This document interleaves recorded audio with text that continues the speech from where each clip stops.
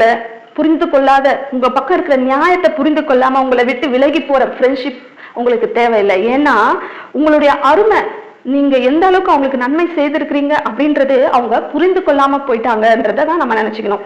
ஏன்னா பாருங்க, யோபு 19ஆம் அதிகாரம் 1 முதல் 3ஆம் வசனம் வரை வாசிக்கிறேன். யோபு பிரதியுத்தரமாக, நீங்கள் எந்த மட்டும் என் ஆத்மாவை வருத்தப்படுத்தி வார்த்தைகளினால் என்னை நொறுக்குவீர்கள். இப்போது 10 தரம் என்னை நிந்தித்தீர்கள். நீங்கள் எனக்கு கடின முகம் காண்பிக்கிறதினால் உங்களுக்கு வெட்கமில்லை. என்ன சொல்றா? உங்களுடைய வார்த்தையினால என்னை நொறுக்குகிறீர்கள். இதுவரை 10 முறை என்னை நிந்தித்தீர்கள். 10 முறை என்ன பண்ணிருக்கிறாங்க? நிந்தித்திருக்கிறாங்க. கரெக்டா யோபு என்ன பண்ணிருக்கிறான்? அதெல்லாம் அவங்களுடைய வார்த்தையெல்லாம் அவ்வளவு வேதனையிலும் வார்த்தையெல்லாம் சேகரித்து வைத்து நீங்க என்ன 10 முறை நிந்தித்தீர்கள் அப்படின்னு சொல்றான். அவன் தன்னுடைய நியாயத்தை சொன்னாலும் அவங்க என்ன பண்றாங்க? கடின முகத்தை அவனுக்கு காட்டுகிறார்கள். இவன் ஃப்ரெண்ட்ஸ் அவனுக்கு கடின முகத்தை காட்டணும்னு அவசியமே இல்லை. அவனுக்கு ஆறுதல் சொன்னாலே போதும். ஏன் இந்த இடத்துல அவங்க கடின முகம் காட்டுகிறாங்கன்னு தெரியல இல்லையா? எல்லாருமே, எல்லா ஃப்ரெண்ட்ஸுமே தப்பானவங்களா இருக்கிறது கிடையாது. ஆனா ஒரு சிலர் அப்படி இருக்கிற பட்சத்துல நம்ம என்ன பண்ணணும்? ஒதுங்கிடணும். இது எல்லா காரியங்களும் நடந்த பிறகு கர்த்தர் என்ன பண்றாரு? யோபுவோட கூட பேசுறாரு. யோபு கிட்ட பேசி முடிச்சுட்டு கடைசியா யார்கிட்ட பேசுறாரு? எலிப்பாஸ் கிட்ட பேசுறாரு. யோபு 42ஆம் அதிகாரம் 7ஆம் வசனம். கர்த்தர் இந்த வார்த்தைகளை யோபோடே பேசின பின் கர்த்தர் தேமானியனான எலிப்பாசை நோக்கி, உன்மேலும் உன் 2 சிநேகிதர் மேலும் எனக்கு கோபம் மூழுகிறது. என் தாசனாகிய யோபு பேசினது போல் நீங்கள் என்னை குறித்து நிதானமாய் பேசவில்லை. இப்போ தேமானியனான எலிப்பாசை பார்த்து என்ன சொல்றாரு? உன்மேலும் உன் 2 சிநேகிதர் மேலும் எனக்கு கோபம் மூழுகிறது. அவர் பயங்கர கோபத்தோட இருக்கிறாரு. அந்த கோபத்தை ஆற்றணும்னா என்ன செய்யணும் சொல்றாரு? வாசிப்போம் 8ஆம் வசனம். ஆதலால் நீங்கள் 7 காளைகளையும் 7 ஆட்டுக்கடாக்களையும் தெரிந்து கொண்டு என் தாசனாகிய யோபின் இடத்தில் போய் உங்களுக்காக சர்வாங்க தகன பலிகளை இடுங்கள். என் தாசனாகிய யோபும் உங்களுக்காக வேண்டுதல் செய்வான். நான் அவன் முகத்தை பார்த்து உங்களை உங்கள் புத்தியினத்துக்கு தக்கதாக நடத்தாதிருப்பேன். என் தாசனாகிய யோபு பேசினது போல நீங்கள் என்னை குறித்து நிதானமாய் பேசவில்லை. கர்த்தர் என்ன சொல்றாரு? இப்போ நீங்க பேசினது எனக்கு பயங்கரமான கோபம் வருது.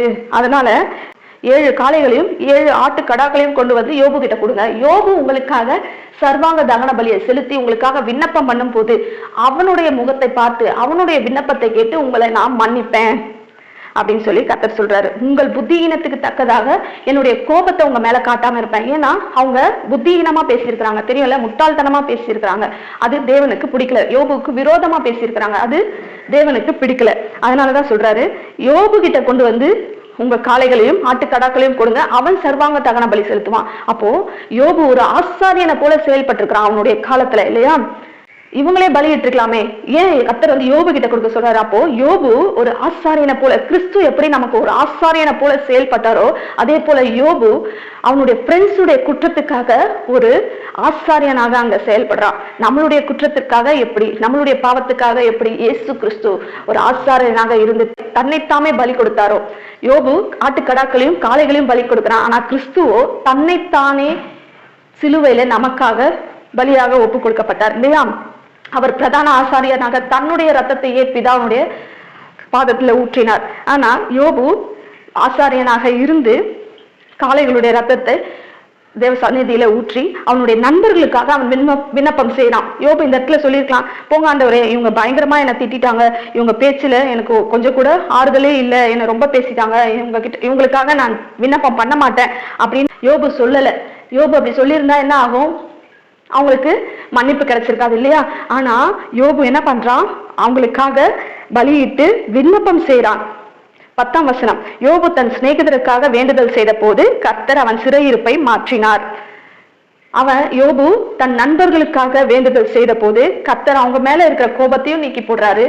யோபு இப்ப இருக்கிற அந்த சிறையிருப்பையும் கர்த்தர் அவனுக்கு மாற்றி போடுகிறார். கர்த்தர் எவ்வளவு நல்லவர் இல்லையா? இன்றைக்கும் யோபுவை போல உங்களுக்கு ஃப்ரெண்ட்ஸ் இருந்தாங்கன்னா, யோபுக்கு இருக்கிற ஃப்ரெண்ட்ஸை போல உங்களுக்கு ஃப்ரெண்ட்ஸ் இருந்தாங்கன்னு சொன்னா அவங்கள குறித்து நீங்கள் கவலைப்பட்டு கொண்டு இராமல் அவங்க கிட்ட திரும்ப திரும்ப போய் உங்களை புரிய வைக்கிறதுக்கு கெஞ்சிட்டே இருக்க தேவையில்ல, அவசியமே இல்லை. அதோட ஸ்டாப் பண்ணிடுங்க. கர்த்தர் அவங்களோட கூட பேசுவார். நீங்க யாருன்றத அவங்களுக்கு கர்த்தர் புரிய வைப்பாரு. அப்போ அவங்களே ஆட்டோமேட்டிக்கா உங்ககிட்ட பேச ஆரம்பிப்பாங்க. நீங்க ஒரு ஆசாரியனை போல உங்க ஃப்ரெண்ட்ஸ்க்காக கர்த்தர் இடத்துல விண்ணப்பம் பண்ணணுமே தவிர நீங்க மறுபடியும் உங்க ஃப்ரெண்ட்ஸ் கிட்ட போய் கெஞ்ச வேண்டிய அவசியம் இல்லை. ஏனென்றால் கர்த்தராகிய இயேசு கிறிஸ்து நமக்கு இந்த உலகத்துல உள்ள ஃப்ரெண்டை காட்டிலும் பெரிய பிராண சிநேகிதராய் நமக்கு இருக்கிறார். அவர் அவ்வளோ நல்ல ஃப்ரெண்டா நமக்கு இருந்து நம்ம எல்லா காரியங்களிலும் வழி நடத்த வல்லவராய் இருக்கிறார் இல்லையா? இன்னைக்கு நீங்க யோபுனுடைய சூழ்நிலையில இருந்தா உங்களுடைய ஃப்ரெண்ட்ஸ் எப்படி நடந்துக்கிறாங்களோ அவங்கள பத்தி கோச்சிக்காதீங்க. ஏன்னா அவங்க புத்தியீனமா நடந்துக்கிறாங்கன்னு நினைச்சுக்கிட்டு நீங்க அந்த காரியத்தை கர்த்தரிடத்துல விட்டுடுங்க.